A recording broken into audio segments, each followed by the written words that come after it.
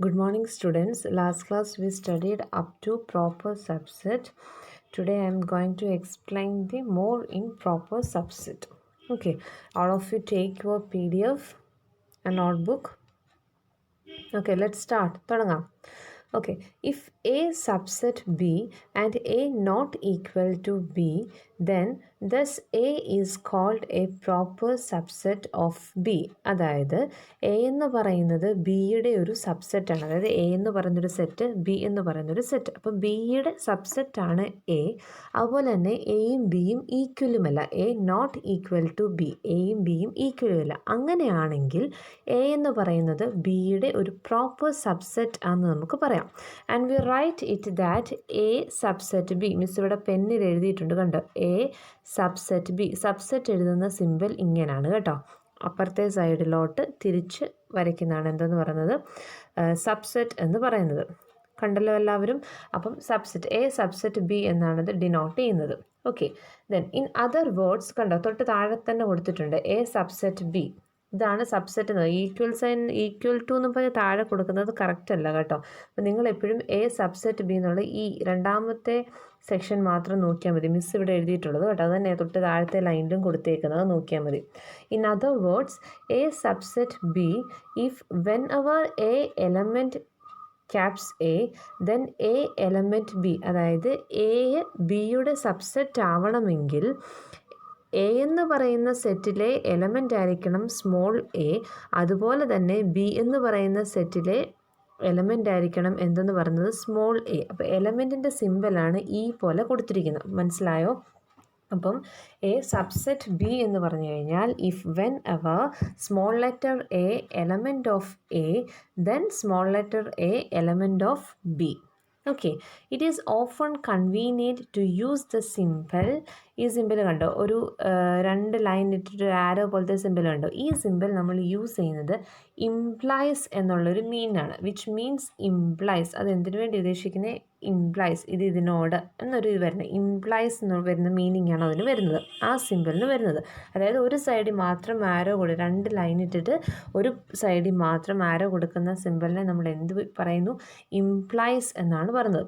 Using this simple we can write the definition of subset as follows. അതായത് ഈ simple use ചെയ്തിട്ട് സബ്സെറ്റിൻ്റെ ഡെഫിനിഷനെ നമുക്ക് എങ്ങനെ എഴുതാം? എ സബ്സെറ്റ് ബി ഈഫ്, എങ്ങനെയാണ്? ഏത് കണ്ടീഷൻ സാറ്റിസ്ഫൈ ചെയ്യണം? A element of A implies A element of B. അതായത് എ എന്ന് പറയുന്ന എലമെൻറ്റ് സെറ്റ് എയിലും ഉണ്ടായിരിക്കണം, സെറ്റ് ബിയിലും ഉണ്ടായിരിക്കണം. അതാണ് ഈ നടുക്ക് ഇംപ്ലൈസ് കൊണ്ട് നമ്മൾ ഡിനോട്ട് ചെയ്തത്. അപ്പോൾ ഇംപ്ലൈസ് എന്നുള്ള സിമ്പിൾ യൂസ് ചെയ്യുന്നത് എപ്പോഴാണെന്ന് മനസ്സിലായോ?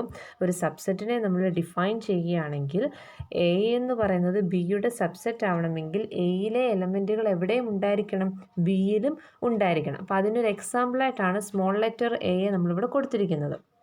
ഓക്കെ, അപ്പോൾ നമുക്ക് എങ്ങനെ എഴുതാം? A subset B if small letter A element of A implies A element of B. A എന്ന് പറയുന്നത് സെറ്റ് എയുടെ എലമെൻ്റ് ആയിരിക്കണം, സെറ്റ് ബിയുടെ എലമെൻ്റ് ആയിരിക്കണം. അപ്പോൾ നമുക്ക് ഇംപ്ലൈസ് സിമ്പിൾ എങ്ങനെയാണ് യൂസ് ചെയ്യുന്നതെന്ന് മനസ്സിലായല്ലോ അല്ലേ? ഓക്കെ, ഇനി if A is not subset of B, A എന്ന് പറയുന്നത് ബിയുടെ സബ്സെറ്റ് അല്ല എങ്കിൽ നമുക്ക് എങ്ങനെ എഴുതാം? A not A subset B. അതായത് സബ്സെറ്റിൻ്റെ അവിടെ കുറുകെ ഒരു ലൈൻ ഇട്ട് കഴിഞ്ഞ് കഴിഞ്ഞാൽ A not A subset of B എന്ന് എഴുതാം. We may note that for A to B a subset of B all that is needed is that every element of A is in B. അതായത് A എന്ന് പറയുന്നത് ബിയുടെ സബ്സെറ്റാണെന്ന് പറഞ്ഞു കഴിഞ്ഞാൽ എന്തായിരിക്കണം? എയിലുള്ള എല്ലാ എലമെൻറ്റ്സും എവിടെ ഉണ്ടായിരിക്കണം? ബിയിൽ ഉണ്ടായിരിക്കണം അല്ലേ? It is possible that every elements of B may or may not be in A. അതുപോലെ തന്നെ ബിയിലുള്ള എല്ലാ എലമെൻറ്റ്സുകളും എയിൽ വേണം എന്നുള്ളത് ഓപ്ഷണലാണ്. വേണമെങ്കിൽ എല്ലാം വരാം, ഈക്വൽ ആവാം, അല്ലെങ്കിൽ വേണ്ട. ഫോർ എക്സാമ്പിൾ, ഇപ്പോൾ എയിൽ ഞാൻ കൊടുക്കുകയാണ് സെറ്റ് ഓഫ്, എല്ലാവരും നോട്ടിൽ എഴുതിക്ക്, A equal to set of 1,2 and B equal to set of 1,2,3. അപ്പോൾ എയിൽ 2 എലമെൻറ്റ്സേ ഉള്ളൂ, 1, 2. ബിയിൽ എത്ര എലമെൻറ്റ്സ് ഉണ്ട്? 3 എലമെൻറ്റ്സ് ഉണ്ട്. അപ്പോൾ എ നമുക്ക് ബിയുടെ സബ്സെറ്റ് ആണെന്ന് പറയാം, കാരണം എയിലുള്ള 1ഉം 2ഉം ബിയിലും ഉണ്ട്, 1, 2 ഉണ്ട്. പക്ഷെങ്കിൽ ബിയിലുള്ള എല്ലാ എലമെൻറ്റുകളും എയിലുണ്ടോ? ഇല്ല. ബിയിൽ എത്ര എലമെൻറ്റ്സ് ഉണ്ട്? 1 2 3 ഉണ്ട്. പക്ഷേ എയിൽ 1ഉം 2ഉം ഉള്ളൂ. അപ്പോൾ അതാണ് ഇവിടെ പറഞ്ഞിരിക്കുന്നത്. B it is possible that every elements of B may or may not be in A. ബിയിലുള്ള എല്ലാ എലമെൻറ്റ്സുകളും വേണമെങ്കിൽ എയിലുണ്ടാവാം, എയിലുണ്ടാവാതെ ഇരിക്കും. ഇപ്പോൾ ഈ കേസിൽ ഇപ്പോൾ ഞാൻ പറഞ്ഞ എക്സാമ്പിളിൽ ബിയിലെ എല്ലാ എലമെൻറ്റുകളും എയിൽ ഇല്ല.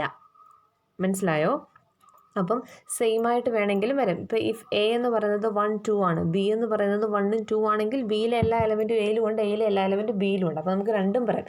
എ സബ്സെറ്റ് ഓഫ് ബി എന്നും പറയാം, ബി സബ്സെറ്റ് ഓഫ് എ എന്നും പറയാം, അല്ലേ?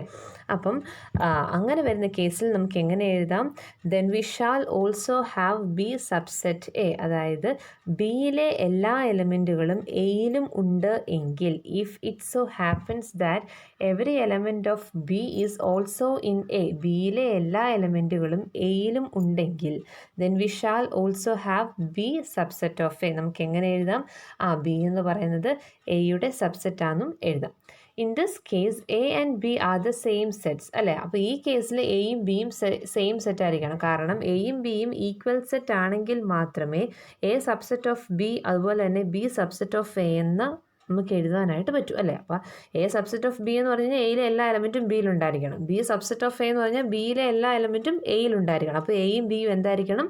ഈക്വൽ സെറ്റ് ആയിരിക്കണം, അല്ലെങ്കിൽ സെയിം സെറ്റ് ആയിരിക്കണം. എങ്കിൽ മാത്രമേ നമുക്ക് അങ്ങനെ എഴുതാനായിട്ട് പറ്റുള്ളൂ. അതാണ് ഇവിടെ പറഞ്ഞിരിക്കുന്നത്.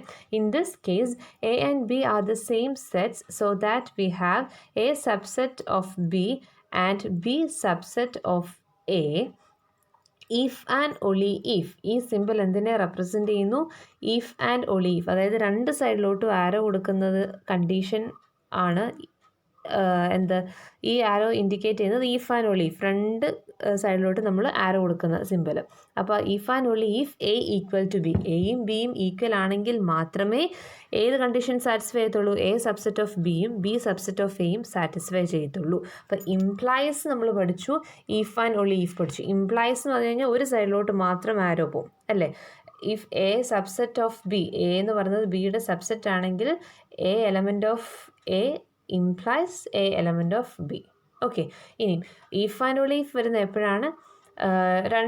ഇന്ന കണ്ടീഷൻസ് ആണെങ്കിൽ ഇത് സാറ്റിസ്ഫൈ ചെയ്യും. അങ്ങനെ വരുന്ന കേസിലാണ് ഇഫ് ആൻഡ് ഒളി ഇഫ് വരുന്നത്, അല്ലേ? അപ്പോൾ ഈ കേസ് നമുക്ക് പറയാം A subset of B and B subset of A. A ബിയുടെ സബ്സെറ്റാണ്, ബി എയുടെ സബ്സെറ്റാണ്. ഇഫ് ആൻഡ് ഒളി ഇഫ് എപ്പോൾ മാത്രം A equal to B, A ബിക്ക് ഈക്വൽ ആണെങ്കിൽ മാത്രമേ ഈ കണ്ടീഷൻ സാറ്റിസ്ഫൈ ചെയ്യത്തുള്ളൂ. അപ്പോൾ ഇങ്ങനെ വരുന്ന കണ്ടീഷനിൽ യൂസ് ചെയ്യുന്ന സിമ്പിളാണ് ഇത്, ഇംപ്ലൈസ്. എല്ലാവരും നോക്കിക്കേ, രണ്ട് സൈഡിലോട്ട് ആരോ ഇട്ട സിമ്പിൾ കണ്ടോ? ഇംപ്ലൈസ്. വെയർ സിമ്പിൾ ഇംപ്ലൈസ് അല്ല, ഇഫ് ആൻഡ് ഒളി ഇഫ്. രണ്ട് സൈഡിലോട്ട് ആരോ. അപ്പോൾ where if and only if is a simple for two way implications and is usually read as if and only if. അത് ആ simple എന്തിനെ indicate ചെയ്യുന്നത്? രണ്ട് സൈഡിലോട്ടും ഉള്ള രണ്ട് വേ, ടു വേ ഇംപ്ലിക്കേഷൻ ആണ് അത് ഡിനോട്ട് ചെയ്യുന്നത്. അത് സാധാരണ നമ്മൾ വായിക്കുന്നത് എങ്ങനെയാണ്? If and only if, ബീഫ്ലി written as if. നമുക്കത് ഇഫ് എന്ന് വേണമെങ്കിലും എഴുതാം. It follows from the above definition that every set A is a subset of itself. അതായത് മുകളിലുള്ള ഡെഫിനിഷൻസ് വെച്ച് നോക്കിക്കഴിഞ്ഞ് കഴിഞ്ഞാൽ നമുക്ക് എങ്ങനെ പറയാം? ഇപ്പോൾ സെറ്റ് എ എന്ന് പറയുന്നത് അത് അതിനോട് തന്നെ എന്തായിരിക്കും? സബ്സെറ്റ് ആയിരിക്കും. മനസ്സിലായി? ഇപ്പോൾ സെറ്റ് എ ഈക്വൽ ടു 1 2 3 എന്ന് പറഞ്ഞു കഴിഞ്ഞാൽ എ സബ്സെറ്റ് ഓഫ് എ നമുക്ക് എഴുതാം. കാരണം അത് എന്താണ്? അതിനോട് തന്നെ ഈക്വൽ ആണ്. സോ അതിനോട് തന്നെ നമുക്ക് സബ്സെറ്റ് ആണെന്ന് പറയുന്നത് മുകളിലത്തെ ഡെഫിനിഷൻ വെച്ചിട്ട്. Okay, since the empty set has no elements. പിന്നെ നമുക്കറിയാം എം ടി സെറ്റ് എന്ന് പറഞ്ഞു കഴിഞ്ഞാൽ എന്താ? അതിൻ്റെ അകത്ത് ഒരു എലമെൻറ്റും ഇല്ല. അപ്പോൾ എം ടി സെറ്റ് ഡിനോട്ട് ചെയ്യുന്നത് ഒന്നെങ്കിൽ ഒരു 0 ഇട്ടിട്ട് നടുക്കൂടെ ഒരു വര കൊടുക്കുക, അതാണ് ഈ സിമ്പിൾ. അല്ലാന്നുണ്ടെങ്കിൽ രണ്ട് കേളി ബ്രേസസ് ഓപ്പൺ ചെയ്ത് ക്ലോസ് ചെയ്ത് കഴിഞ്ഞാൽ അതെന്താണ്? എം ടി സെറ്റാണ്. Okay, since the empty set has no elements we agree to say that empty set is a subset of every set. Empty സെറ്റിൻ്റെ അകത്ത് ഒരു element പോലും ഇല്ലാത്തത് കൊണ്ട് നമുക്ക് പറയാൻ പറ്റും ഏതൊരു സെറ്റിൻ്റെ സബ്സെറ്റിലും എം ടി സെറ്റ് നമുക്ക് എഴുതാനായിട്ട് പറ്റും. കാരണം M T set is a subset of every set. ഏതൊരു സെറ്റിൻ്റെയും സബ്സെറ്റാണ് എന്തെന്ന് പറയുന്നത്? എം ടി സെറ്റ് എന്ന് പറയുന്നത്. കാരണം എം ടി സെറ്റിൻ്റെ അകത്ത് വേറെ എലമെൻറ്റ്സ് ഒന്നുമില്ല. സോ ഇപ്പോൾ A equal to set of 1 2 3 എന്ന് പറഞ്ഞു കഴിഞ്ഞാൽ അതിൻ്റെ അകത്ത് വരുന്ന ഒരു സബ്സെറ്റാണ് എന്തെന്ന് പറയുന്നത്? M T. ഓക്കെ, അത്രയും ക്ലിയർ ആയല്ലോ? Then the total number of subset of a set containing n elements, അതായത് ഒരു set, for example set A equal to 1 2 3, അതായത് ഇതിൻ്റെ അകത്ത് എത്ര എലമെൻറ്റ്സ് ഉണ്ട്? എ എന്ന് പറയുന്ന സെറ്റിൽ 3 എലമെൻറ്റ്സ് ഉണ്ട് അല്ലേ. അപ്പം ഈ എ എന്ന് പറയുന്ന സെറ്റിൽ 3 എലമെൻറ്റ്സ് ഉണ്ട്. അപ്പോൾ ഇതിൻ്റെ അകത്തു നിന്നും എത്ര സബ്സെറ്റ് നമുക്ക് ഉണ്ടാക്കാം, അല്ലെങ്കിൽ എത്ര സബ്സെറ്റ്സ് വരെ നമുക്ക് കിട്ടും എന്നുള്ളത് അറിയുന്നത് എങ്ങനെയാണ്? നമ്പർ ഓഫ് എലമെൻറ്റ്സ്, അതായത് 2 പവർ നമ്പർ ഓഫ് എലമെൻറ്റ്സ്. അപ്പോൾ 2 പവർ n ആണ് കൊടുത്തിരുന്നത്. n എന്ന് പറഞ്ഞു കഴിഞ്ഞാൽ എന്താണ്? Stands for number of elements in ആ സെറ്റിൽ എത്ര എലമെൻറ്റ്സ് ഉണ്ടെന്നുള്ളത്. ഇപ്പോൾ 3 ആണെങ്കിൽ 2 പവർ 3, അപ്പോൾ എന്ത് വരും? 2 പവർ 3 എന്ന് പറയുമ്പോൾ 8. അപ്പോൾ 8 സബ്സെറ്റ്സ് ആ ഒരു സെറ്റിൽ നിന്ന് നമുക്ക് ഉണ്ടാക്കാനായിട്ട് പറ്റും. അത് ജനറലൈസ് ചെയ്ത് പറഞ്ഞിരിക്കുകയാണ്. The total number of subset of A set, ഒരു സെറ്റിലെ ടോട്ടൽ നമ്പർ ഓഫ് സബ്സെറ്റ് കാണണമെങ്കിൽ അതിൻ്റെ നമ്പർ ഓഫ് എലമെൻറ്റ്സ് നോക്കുക. Then 2 power that elements count, ആ എലമെൻ്റ് കൗണ്ട് മുകളിൽ എഴുതുക. അപ്പോൾ 2 പവർ n. അപ്പോൾ n എത്രയാണെന്ന് വെച്ച് കഴിഞ്ഞാൽ അത് ഡിനോട്ട് ചെയ്ത് കഴിയുമ്പം നമുക്ക് ആൻസർ കിട്ടും. എത്ര സബ്സെറ്റ് ഈ സെറ്റിൽ നിന്ന് നമുക്ക് ഉണ്ടാക്കാം എന്ന് നമുക്ക് കിട്ടും. ഓക്കെ, ദെൻ അടുത്ത എന്താണ്? Subsets of set of real numbers, അതായത് സബ്സെറ്റ് ഓഫ് സെറ്റ്, റിയൽ നമ്പറിൻ്റെ സെറ്റിൻ്റെ സബ്സെറ്റ്സുകൾ. അത് ജസ്റ്റ് നിങ്ങളൊന്ന് ജനറലൈസ് ചെയ്ത് നോക്കിയാൽ മതി. First, the set of natural numbers, natural number denote ചെയ്യുന്നത് n അല്ലേ. അപ്പോൾ n equal to set of natural numbers ആണ് എഴുതിയിരിക്കുന്നത്. 1 2 3 4 5 എന്നും പറഞ്ഞ് കൊടുത്തിട്ടുണ്ട്. അതുപോലെ തന്നെ സെറ്റ് ഓഫ് ഇൻറ്റിജേഴ്സ്, ഇൻറ്റിജേഴ്സ് എന്ന് പറഞ്ഞു കഴിഞ്ഞാൽ നെഗറ്റീവ് നമ്പേഴ്സ്, 0, പോസിറ്റീവ് നമ്പേഴ്സ്, അതാണ് കൊടുത്തിരിക്കുന്നത്. -1 -2 3 അങ്ങോട്ട് എക്സെട്ര കൊടുത്തിട്ടുണ്ട്. 0 റൈറ്റ് സൈഡിലേക്ക് വരുമ്പോൾ 1 2 3 അങ്ങോട്ടും കൊടുത്തിട്ടുണ്ട്. Extend, that is integers, Z. Integers denote ചെയ്യുന്നത് ഇസഡില്ല. Then set of rational numbers, rational numbers denote ചെയ്യുന്നത് Q. റാഷണൽ നമ്പേഴ്സ് എന്ന് പറഞ്ഞാൽ ഫ്രാക്ഷണലായിട്ട് വരുന്നതൊക്കെയാണ് റാഷണൽ നമ്പേഴ്സ് എന്ന് പറയുന്നത്. അതൊരു ബിൽഡർ ഫോമിലാണ് കൊടുത്തിരിക്കുന്നത്. X such that X equal to P/Z where P, Q element of Z. P/Z അത് ഫ്രാക്ഷണൽ ഫോമിൽ വരാം. പിയും ക്യൂ എന്ന് പറയുന്നത് ഇൻറ്റിജേഴ്സിലെ എലമെൻറ്റ്സ് ആവാം. വിച്ച് മീൻസ് പിയും ക്യൂ എന്ന് പറയുന്നത് -1 -2 അല്ലെങ്കിൽ -5 0 1 2 ഇതിലേതും ആവാം. ഇൻറ്റിജേഴ്സ്, നെഗറ്റീവ് നമ്പേഴ്സും വരാം, 0യും വരാം, പോസിറ്റീവ് നമ്പേഴ്സും വരാം. And Q not equal to 0. Q എന്ന് പറയുന്നത് 0 അല്ലെന്നും കൊടുത്തിട്ടുണ്ട്. റാഷണൽ നമ്പർ എന്ന് പറയുന്നത് 0 അല്ല. എന്നാൽ പിയും ഇസഡും എന്ന് പറയുന്നത് P/Z എന്നാണ് കൊടുത്തിരിക്കുന്നത്. ഇസഡ് അല്ല, അവിടെ ക്യൂ ആണ് കേട്ടോ. P/Q എന്നാണ് വരണ്ടേ. P/Q X such that X equal to P/Q where P, Q element of Z. Element of Z എന്ന് പറഞ്ഞു കഴിഞ്ഞാൽ പിയും ക്യൂവും ഇൻറ്റിജേഴ്സിലെ എലമെൻറ്റ്സ് ആവാം. അതാണ് റാഷണൽ നമ്പേഴ്സിൻ്റെ ഡെഫിനിഷൻ കൊടുത്തിരിക്കുന്നത്. ദെൻ അടുത്ത എന്താ കൊടുത്തിരിക്കുന്നത്? The set of irrational numbers. Irrational numbers എന്ന് പറഞ്ഞു കഴിഞ്ഞാൽ T. റാഷണൽ നമ്പേഴ്സ് പഠിച്ചു, ഇറാഷണൽ നമ്പേഴ്സ്. ഇറാഷണൽ നമ്പറിനെ ഡിനോട്ട് ചെയ്യുന്നത് T എന്ന് പറയുന്ന സിമ്പിൾ യൂസ് ചെയ്തിട്ടാണ്. അപ്പോൾ അതിൻ്റെ ഡെഫിനിഷൻ എങ്ങനെ കൊടുത്തിരിക്കുന്നത്? X such that X element of R. X എന്ന് പറയുന്നത് റിയൽ നമ്പേഴ്സിലെ ഒരു എലമെൻ്റ് ആവാം. And X not an element of Q. അതായത് എക്സ് എന്ന് ഇറാഷണൽ നമ്പേഴ്സ് എന്ന് പറഞ്ഞു കഴിഞ്ഞാൽ എന്താണ്? റിയൽ നമ്പറിലെ എലമെൻ്റ് ആവാം, എന്നാൽ റാഷണൽ നമ്പേഴ്സിലെ എലമെൻ്റ് ആവാൻ പാടില്ല. അതാണ് ഇറാഷണൽ നമ്പറിൻ്റെ definition. Okay, then some of the obvious relations among these subsets. ഈ സബ്സെറ്റുകൾ തമ്മിലുള്ള റിലേഷനാണ് അടുത്ത് കൊടുത്തിരിക്കുന്നത്. നോക്കിക്കേ, natural number subset of Z, അത് കറക്റ്റാണ് അല്ലേ. n സബ്സെറ്റ് ഓഫ് ഇസഡ് എന്ന് വെച്ചാൽ ഇസഡിൻ്റെ സബ്സെറ്റായിട്ട് നാച്ചുറൽ നമ്പേഴ്സിന് എഴുതാം. കാരണം ഇസഡ് എന്ന് പറഞ്ഞ ഇൻറ്റിജേഴ്സ് ആണ്. അതിൻ്റെ അകത്ത് നെഗറ്റീവ് നമ്പേഴ്സ് വരുന്നുണ്ട്, 0 വരുന്നുണ്ട്, പോസിറ്റീവ് നമ്പേഴ്സ് വരുന്നുണ്ട്. നാച്ചുറൽ നമ്പേഴ്സ് എന്ന് പറഞ്ഞു കഴിഞ്ഞാൽ പോസിറ്റീവ് നമ്പേഴ്സ് മാത്രമേ ഉള്ളൂ. So we can simply say that natural number is a subset of integers. Natural number എന്ന് പറയുന്നത് ഇൻറ്റിജേഴ്സിൻ്റെ സബ്സെറ്റാണെന്ന് അറിയാം. ആൻഡ് അടുത്ത സെറ്റ് നോക്കിക്കേ, ഇൻറ്റിജേഴ്സ് സബ്സെറ്റ് ഓഫ് ക്യൂ. ഇൻറ്റിജേഴ്സ് എന്ന് പറയുന്നത് ക്യൂവിൻ്റെ സബ്സെറ്റാണ്, അത് നമുക്ക് പറയാം അല്ലേ. റാഷണൽ നമ്പേഴ്സിൻ്റെ സബ്സെറ്റാണ് ഇസഡ് എന്ന് നമുക്ക് പറയാനായിട്ട് പറ്റും. അപ്പോൾ അത് കറക്റ്റാണ്. അടുത്ത കേസ് നോക്ക്, rational number subset of R. Real നമ്പറിലെ സബ്സെറ്റാണ് റാഷണൽ നമ്പേഴ്സ് അല്ലേ. റിയൽ നമ്പേഴ്സ് എന്ന് പറഞ്ഞു കഴിഞ്ഞാൽ എല്ലാ നമ്പേഴ്സും കൂടി ഇൻക്ലൂഡ് ചെയ്യുന്നതാണ് എന്തെന്ന് പറയുന്നത് റിയൽ നമ്പേഴ്സ് എന്ന് പറയുന്നത്. അപ്പോൾ റിയൽ നമ്പേഴ്സിലെ സബ്സെറ്റായിട്ട് വരാം ക്യൂ. ദെൻ അടുത്ത എന്താ പറഞ്ഞേ, irrational number is a subset of real numbers. അതും കറക്റ്റാണ്. റിയൽ നമ്പേഴ്സിൻ്റെ ഉള്ളിൽ വരുന്നതാണ് എന്തെന്ന് പറയുന്നതും ഇറാഷണൽ നമ്പേഴ്സ് എന്ന് പറയുന്നതും. അടുത്ത് നോക്കിക്കേ, and natural number note A subset of irrational number. Natural number irrational നമ്പറിൻ്റെ സബ്സെറ്റ് അല്ല എന്ന്. കറക്റ്റാണ്. നാച്ചുറൽ നമ്പേഴ്സ് എന്ന് പറഞ്ഞു കഴിഞ്ഞാൽ 1 2 3 4 അങ്ങനെ വരത്തുള്ളൂ. ഇറാഷണൽ നമ്പേഴ്സ് എന്ന് പറഞ്ഞു കഴിഞ്ഞാൽ എന്താണ്? റിയൽ നമ്പേഴ്സിലെ എല്ലാ എലമെൻറ്റുകളും നമുക്ക് ഇറാഷണൽ നമ്പേഴ്സായിട്ട് കൺസിഡർ ചെയ്യാം. അതുപോലെ തന്നെ റാഷണൽ നമ്പേഴ്സിലെ എലമെൻ്റ് ആവാനും പാടില്ല. അങ്ങനെ വരുന്ന കേസാണ് എന്തെന്ന് പറയുന്നത്? ഇറാഷണൽ നമ്പേഴ്സ് എന്ന് പറയുന്നത്. അപ്പോൾ ആ കേസ് എന്താണ്? തെറ്റാണ്. അപ്പം കണ്ടീഷൻസ് മനസ്സിലായി. ഇവ തമ്മിൽ അങ്ങോട്ടും ഇങ്ങോട്ടുമുള്ള റിലേഷൻഷിപ്പ് മനസ്സിലായല്ലോ. എൻ എന്ന് പറയുന്നത് നാച്ചുറൽ നമ്പർ എന്ന് പറയുന്നത് സബ്സെറ്റ് ഓഫ് ഇസഡ് ആണ്. ഇസഡ് എന്ന് പറയുന്നത് സബ്സെറ്റ് ഓഫ് ക്യൂ ആണ്. പിന്നെന്താ പഠിച്ച്? Q subset of R. Q means rational number and R means real number. Then T subset of R. T എന്ന് പറഞ്ഞു കഴിഞ്ഞാൽ irrational number, R എന്ന് പറഞ്ഞു കഴിഞ്ഞാൽ real number. Then N not a subset of T. N not a subset of T എന്ന് പറഞ്ഞു കഴിഞ്ഞാൽ N rational നമ്പറിൻ്റെ സബ്സെറ്റ് അല്ല എന്ന്. ഓക്കെ, അപ്പോൾ ഇത്രയും കണ്ടീഷൻസ് ജസ്റ്റ് ഒന്ന് മനസ്സിലാക്കി വെക്കുക.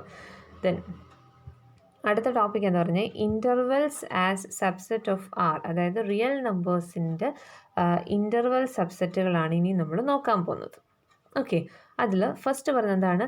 Let A comma B element of R. എയും ബിയും റിയൽ നമ്പേഴ്സിലെ എലമെൻ്റ് ആണ്. And A less than B. A എന്ന് പറയുന്നത് ബിയെക്കാട്ടിലും ചെറുതാണ്. ഈ രണ്ട് കണ്ടീഷൻസ് ആണ് തന്നിരിക്കുന്നത്. അതായത് A B element of R. എയും ബിയും ആറിലെ എലമെൻ്റ് ആണ്. ആൻഡ് എ എന്ന് പറയുന്നത് ബിയെക്കാട്ടിലും ചെറുതാണ്. Then the set of real numbers. അപ്പോൾ സെറ്റ് ഓഫ് റിയൽ നമ്പറിനെ നമുക്ക് എങ്ങനെ എഴുതാം? Set Y such that A element of Y and A less than Y less than B is called an open interval. ഇതിനെ നമുക്ക് എന്തെന്ന് പറയാം? ഓപ്പൺ ഇൻ്റർവെൽ എന്ന് പറയാം. അതായത് എയ്ക്കും ബിക്കും ഇടയ്ക്ക് എത്ര നമ്പേഴ്സ് വേണമെങ്കിലും ആവും. സോ നമുക്ക് എന്ത് പറയാം? Open interval. ക്ലിയർ ആയോ? ഇതിനെ നമുക്ക് ഓപ്പൺ ഇൻ്റർവെൽ എന്ന് പറയാം. എന്നാൽ and it is denoted by, അത് ഡിനോട്ട് ചെയ്യുന്നത് എങ്ങനെയാണ്? രണ്ട് ഓപ്പൺ ബ്രാക്കറ്റ് യൂസ് ചെയ്തിട്ട് എ കോമ ബി. ആ കണ്ടീഷൻ്റെ അകത്ത് എയ്ക്കും ബിക്കും ഇടയ്ക്ക് എത്ര എലമെൻറ്റ്സ് വേണമെങ്കിലും വരാം. മനസ്സിലായോ? അപ്പോൾ എയും ബിയും റിയൽ നമ്പേഴ്സിൻ്റെ എലമെൻ്റ് ആണെന്ന് പറഞ്ഞു. അതുപോലെ തന്നെ എ എന്ന് പറയുന്നത് ലെസ് ദാൻ ബി, ബിയേക്കാളും ചെറുതാണെന്നും പറഞ്ഞു. അങ്ങനെയാണെങ്കിൽ ആ സെറ്റിന് നമുക്ക് എങ്ങനെ എഴുതാം? Y such that A less than Y less than b which is called an open interval. അതൊരു ഓപ്പൺ ഇൻ്റർവെൽ ആണ്. അത് നമുക്ക് എങ്ങനെ ഡിനോട്ട് ചെയ്യാം? ഓപ്പൺ ബ്രാക്കറ്റിൽ എ കോമ ബി എന്ന് കൊടുക്കാം. Okay, and all the points between A and B belongs to the open interval. എയ്ക്കും ബിക്കും ഇടയ്ക്കുള്ള എല്ലാ പോയിൻറ്റ്സുകളും ഈ ഓപ്പൺ ഇൻ്റർവെല്ലിൻ്റെ ഉള്ളിൽ തന്നെ വരും. But a comma b themselves do not belong to this interval. എന്നാൽ എയും ബിയും ഈ ഇൻ്റർവെല്ലിൽ വരത്തില്ല. സംഭവം മനസ്സിലായോ? ഇപ്പം എയും ബിയും എലമെൻറ്റ് ഓഫ് ആർ എന്ന് പറഞ്ഞു കഴിഞ്ഞാൽ റിയൽ നമ്പേഴ്സിലെ രണ്ട് എലമെൻ്റ് ആണ് എയും ബിയും എന്നിരിക്കട്ടെ.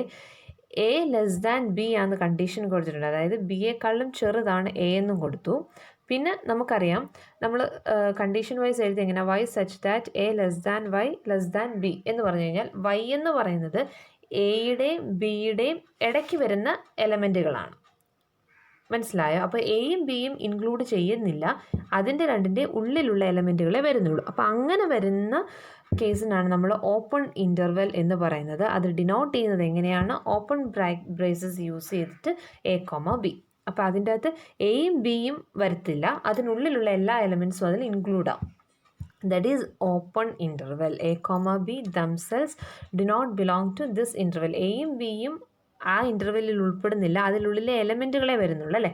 അപ്പം അതിനെ നമുക്ക് ഓപ്പൺ ഇൻ്റർവെൽ എന്ന് പറയാം. ദെൻ അടുത്ത ഇൻ്റർവെൽ ഏതാണ്? Closed interval. ക്ലോസ്ഡ് ഇൻ്റർവെൽ എന്ന് പറഞ്ഞു കഴിഞ്ഞാൽ the interval which contains the end points. അതായത് എൻഡ് പോയിൻ്റ് ഉള്ളതിനെയാണ് നമുക്ക് എന്തെന്ന് പറയുന്നത്? ക്ലോസ്ഡ് ഇൻ്റർവെൽസ് എന്ന് പറയുന്നത്. Is called closed intervals and is denoted by, അത് ഡിനോട്ട് ചെയ്യുന്നത് എങ്ങനെയായിരിക്കും? സ്ക്വയർ ബ്രാക്കറ്റ് യൂസ് ചെയ്തിട്ടായിരിക്കും ഡിനോട്ട് ചെയ്യുന്നത്. അപ്പോൾ ക്ലോസ്ഡ് ഇൻ്റർവെൽസ് ഡിനോട്ട് ചെയ്യുന്നത് സ്ക്വയർ ബ്രാക്കറ്റിൽ എ കോമ ബി. അതിനർത്ഥം എയും ബിയും അതിൻ്റെ അകത്ത് ഇൻക്ലൂഡഡ് ആണ്. എയും ബിയും ഇൻക്ലൂഡഡ് ആണ്, എയ്ക്കും ബിക്കും ഇടയ്ക്കുള്ള എല്ലാ എലമെൻറ്റുകളും ഇൻക്ലൂഡഡ് ആണ്. That is closed interval. അതായത് എയും ബിയും കൊണ്ട് അവിടെ നിൽക്കുകയാണ്. മനസ്സിലായോ? ഓപ്പൺ ഇൻ്റർവൽ എന്ന് പറഞ്ഞു കഴിഞ്ഞാൽ എയും ബിയും ഉൾപ്പെടുന്നില്ല, എയ്ക്കും ബിക്കും ഇടയ്ക്കുള്ള എലമെൻറ്റുകൾ മാത്രമേ അവിടെ വരുന്നുള്ളൂ. ക്ലോസ്ഡ് ഇൻ്റർവൽ എന്ന് പറഞ്ഞു കഴിഞ്ഞാൽ എയും ബിയും ഇൻക്ലൂഡഡ് ആണ്.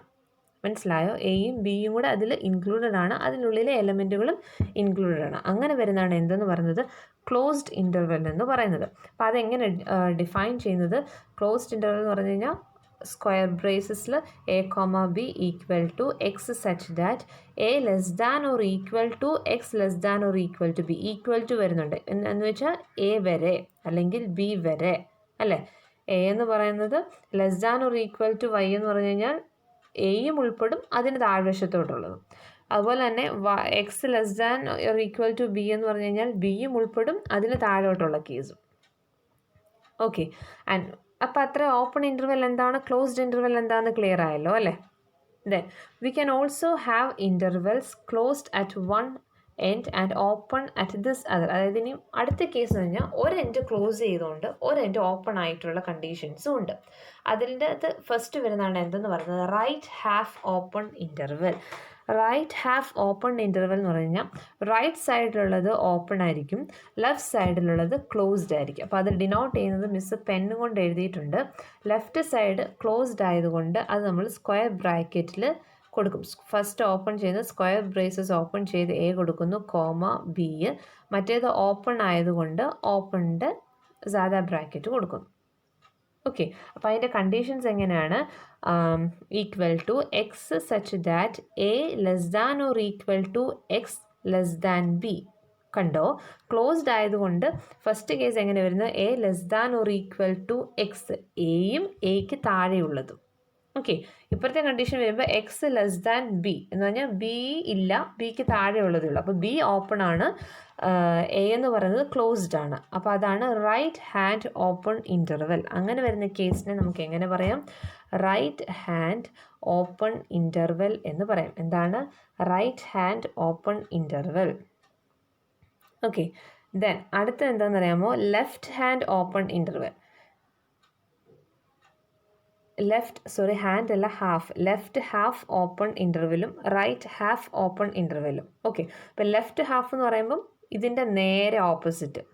ഓക്കെ, അത്ര മാത്രം നോക്കിയാൽ മതി. അപ്പോൾ നിങ്ങൾക്ക് കുറച്ചും കൂടെ ക്ലിയർ ആയിട്ട് മനസ്സിലാവും. ആദ്യം റൈറ്റ് ഹാഫ് ഓപ്പൺ ഇൻ്റർവെൽ പഠിക്കുക, നേരെ അതിൻ്റെ ഓപ്പോസിറ്റ് എന്ന് വരുമ്പോൾ എങ്ങനെ വരും? ഇപ്പോഴത്തെ സെക്ഷനെ അത് കാണിച്ചു തരാം. നോക്കാം, ഈ ഫിഗർ നോക്കിക്കേ.